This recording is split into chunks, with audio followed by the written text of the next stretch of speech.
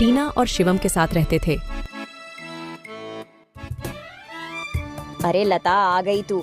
अब चल जल्दी से सारे काम निपटा लो। पता है ना शिवम की बर्थडे पार्टी है, तो सारे काम 4 बजे से पहले ही हो जाने चाहिए। और हाँ, इसके बाद तुम घर सजाने में भी मेरी मदद करोगी, ठीक है?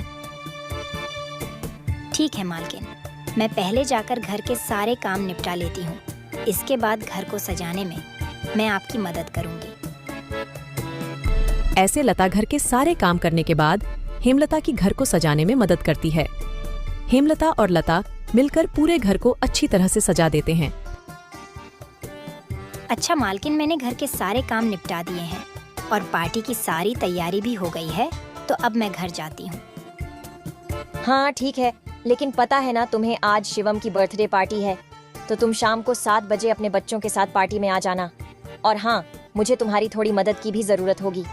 ठीक है मालकिन, मैं शाम के समय बच्चों के साथ यहाँ आ जाऊंगी। ऐसा कहकर लता घर चली जाती है और दोनों बच्चों को तैयार करके शाम को 7 बजे पार्टी में आ जाती है। पार्टी बहुत ही शानदार होती है। लता के बच्चे इतना बड़ा घर देखकर कहते हैं, अरे यार चिंकी, यह घर कितना बड़ा है और कितना सुंदर है। बाहर कितनी गर्मी है, फिर भी इनके घर के अंदर कितना ठंड लग रहा है। पिंकी और चिंकी की बातें शिवम सुन लेता है और वह उनसे कहता है, अरे ये घर ठंडा इसलिए लग रहा है क्योंकि हमारे घर में हर कमरे में एसी लगा हुआ है। ओह, मतलब कि एसी लगाने से घर बहुत ठंडा हो जाता है।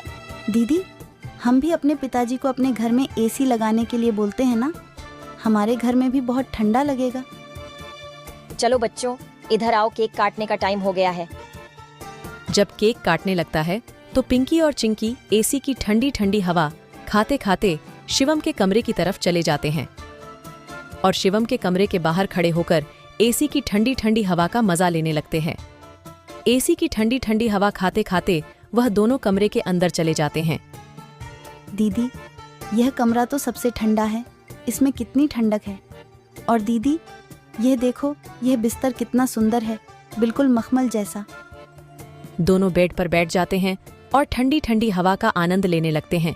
देखते ही देखते 15 मिनट बीत जाते हैं और आराम करते करते कब दोनों की आंख लग जाती है, उन्हें पता ही नहीं चलता।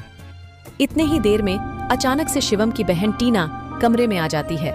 वह पिंकी और चिंकी दोनों को शिवम की बेड पर लेटा देखकर जोर से भड़कती है। ये दोनों मेरे कमरे में क्या कर रहे हैं? माँ इधर आओ, देखो ये दोनों मेरे बेड पर क्या कर रहे हैं। टीना की आवाज सुनकर हेमलता कमरे में आती है।